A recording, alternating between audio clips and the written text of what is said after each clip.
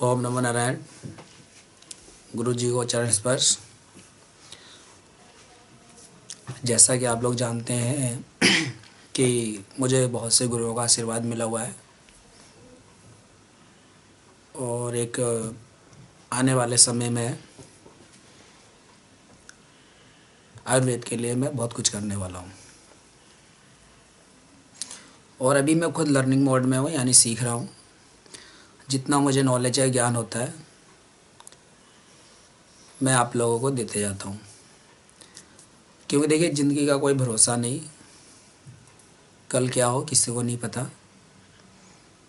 हमें जो कर्म करना आज ही करना है, ये मान करके कि आज का दिन हमारा आखिरी दिन है और अच्छे कर्म करने हैं।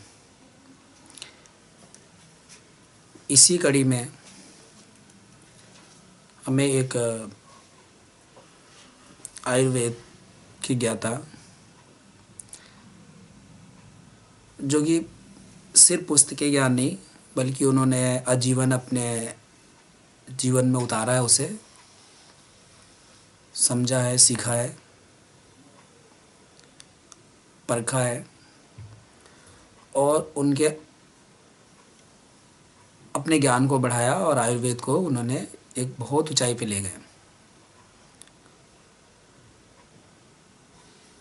वो गुरुजी हैं श्री दत्तात्रेय जी, जो कि हैदराबाद से।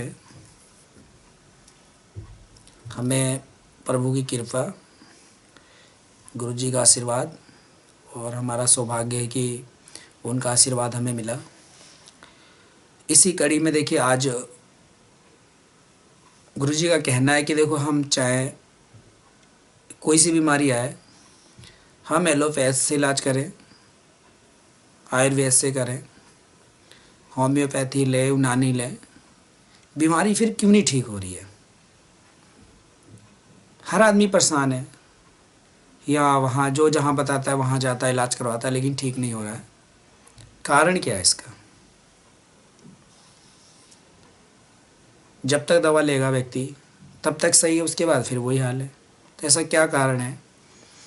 और गुरुजी जड़ में काम करते हैं, वो डायग्नोस करते हैं कि प्रॉब्लम किस जगह है और कैसे है, उसको दूर करते हैं, बीमारी अपने आप ठीक हो जाती है। तो इसी कड़ी में मेरे विचार आया कि जो मुझे उनसे 2 दिन के वार्तालाप से ज्ञान मिला, या जो मैंने सीखा अपने बुद्धि के अनुसार, वो आप लोगों से शेयर करूं। और मैंने सीखा मतलब नहीं, मुझे जो सच्चाई है उसे देखो सबके सामने लाना चाहिए। सच्चाई को कभी छिपाना नहीं चाहिए। जो सही बात है सबके सामने आना चाहिए। हम ये नहीं कहते कि 100% ये सुन करके अपना भला कर लेंगे। 10%, 1% लोग तो कम से कम उसे अपने लाइफ में उतारेंगे, वही हमारे लिए हमारा प्रसाद है और बहुत बढ़िया है। हम नहीं करते कि 100% सब कुछ होगा, है क्या? देखिए, इसका कारण क्या है। आप एग्जांपल देता हूँ एक बाइक का। आप बाइक की सर्विस करा लीजिए, किसी भी टेक्नीशियन हो या एमटेक या कुछ मतलब बहुत हाई क्वालिफिकेशन का भी इंजीनियर हो, कितने बड़े आईएम इंस्टीट्यूट से बुला लो, कहीं से बुला लो, उसकी इंजन की सर्विस करा लो,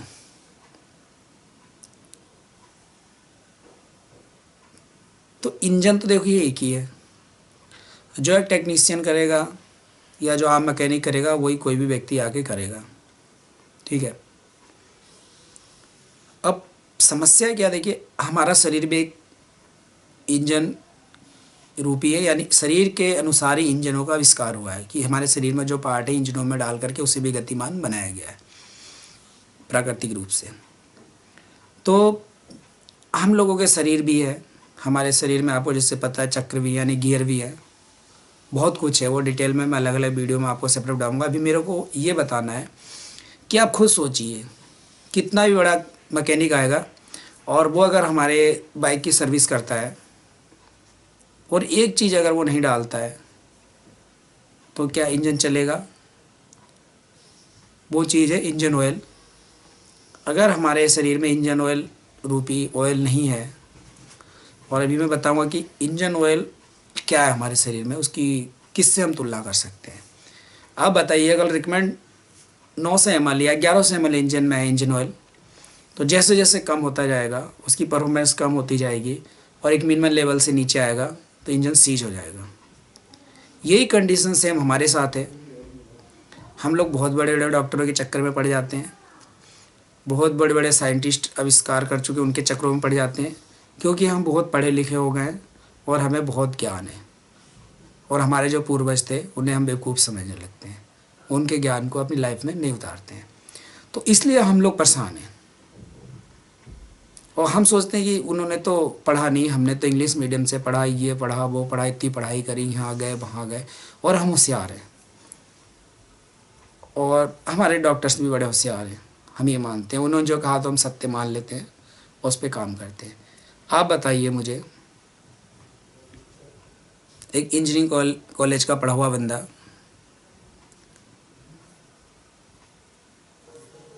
जो कि क्या बोलते हैं, शब्द मेरे नहीं आ रहा है, वो इंजन की सर्विस करता है लेकिन इंजन ऑयल नहीं डालता है, तो क्या गाड़ी चलेगी? नहीं चलनी है। या कम इंजन ऑयल होगा, गाड़ी की परफॉर्मेंस पर असर पड़ेगा, ये आप अच्छी तरीके से जानते हैं।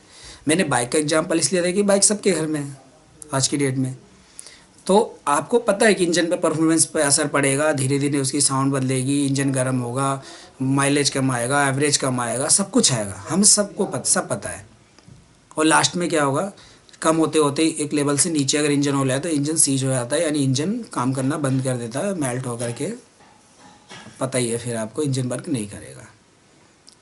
तो हमारे शरीर में जो ऑयल रूपी चीज़ है उसको हम क्यों नहीं देखते हैं, उसका लेवल क्यों नहीं चेक करते हैं, उसके ऊपर क्यों नहीं हम ध्यान देते हैं? क्यों हम अपने कोई भी बीमारी होती है तो सीधे बड़े बड़े डॉक्टर या BMS MBS और पता नहीं क्या उनके पास जाते हैं? मैं ये नहीं कह रहा नहीं जाना चाहिए, बीमारी के हिसाब से जाओ, डायग्नोस कराओ, एक्सरे कराओ, अल्ट्रासाउंड कराओ, चेकअप कराओ, सब कराओ, लेकिन क्या इसकी ज़रूरत है?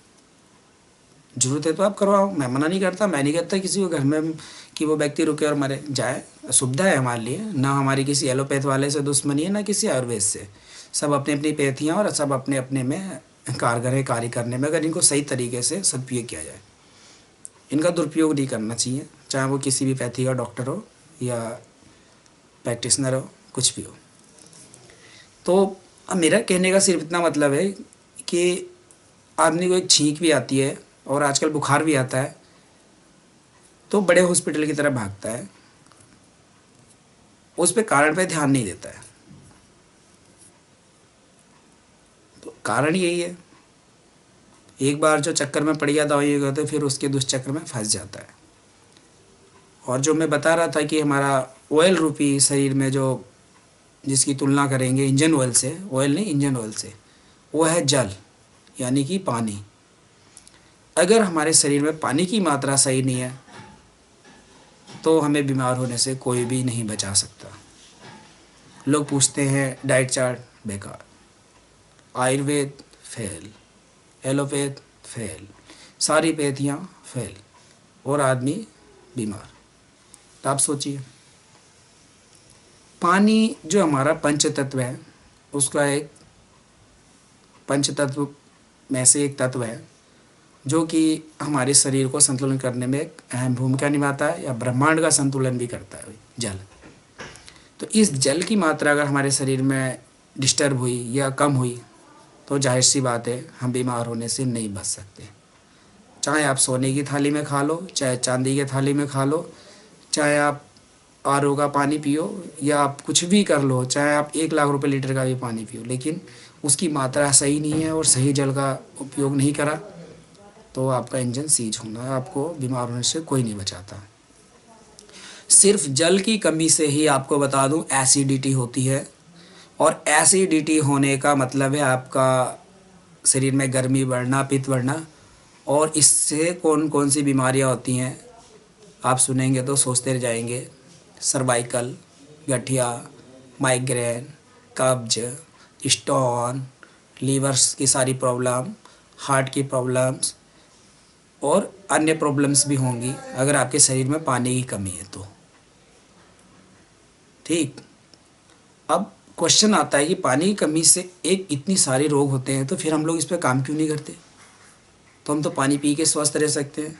जी हाँ, आप पानी पी के स्वस्थ रह सकते हो, लेकिन कैसा जल पीना है वो मैं आपको किसी अन्य वीडियो में बताऊंगा।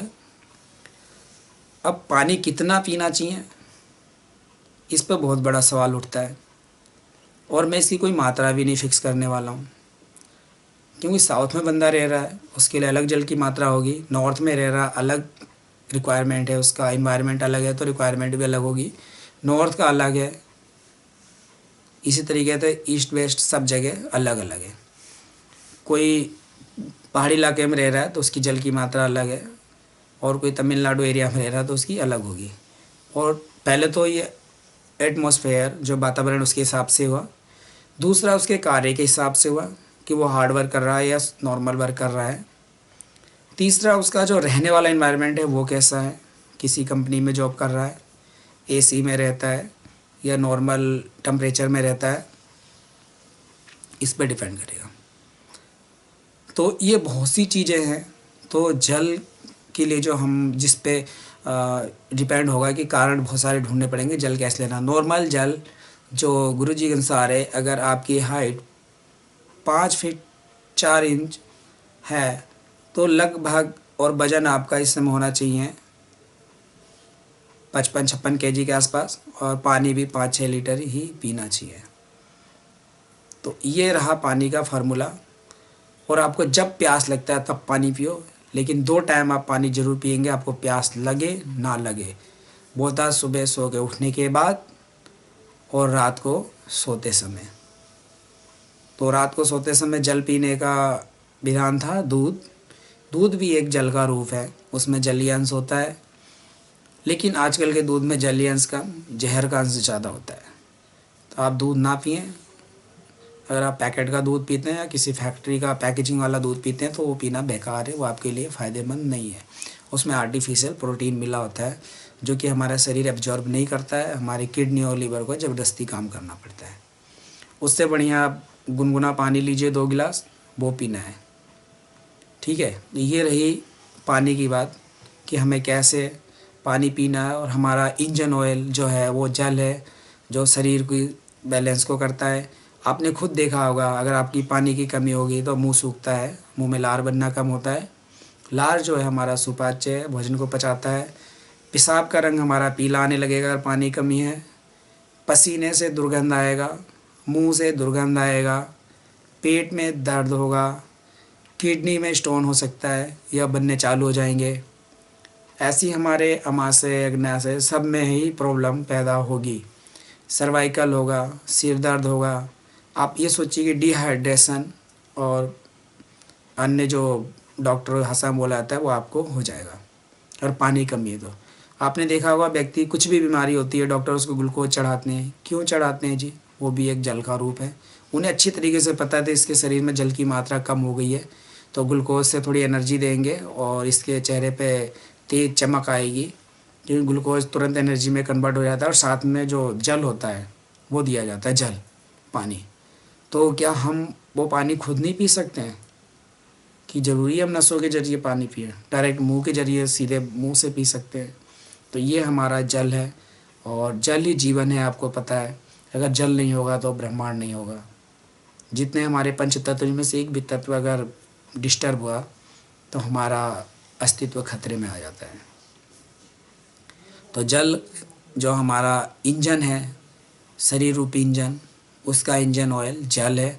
आप समझ गए होंगे, मैंने सरल भाषा में आपको बताया है। आप इंजन से कंपेयर कर लीजिए, और जो वहाँ इंजन ऑयल ना होने से नुकसान होता है वही हमारे साथ होता है। इसीलिए हम कोई भी दवा खाते हैं, जब तक ठीक रहते हैं, छोड़ देते हैं फिर हो जाते हैं। तो जल की बड़ी अहम भूमिका है। और अभी हम बताएंगे आपको कि जल जो है उसको कैसे शुद्ध करना चाहिए और सबसे अच्छा जल कौन सा होता है, वो मैं आपको नेक्स्ट वीडियो में बताऊँगा। जब तक के लिए आप लोगों को नमस्कार। आप लोगों ने वीडियो देखा, धन्यवाद। और इसको शेयर ज़रूर करिएगा, क्योंकि देखिए मेरी कोई भी वीडियो में इसमें घुमा फिरा के बताने की आदत नहीं है। तो मैं नॉर्मली सब कुछ बताना चाहता हूँ तो ज़्यादा से ज़्यादा लोगों तक पहुँचे, जिससे आप भी लाभ ले चुके हैं और मुझे भी लाभ होगा। इसी आती है। आप लोगों का पुनः धन्यवाद। जय हिंद। जय भारत, जय आयुर्वेद।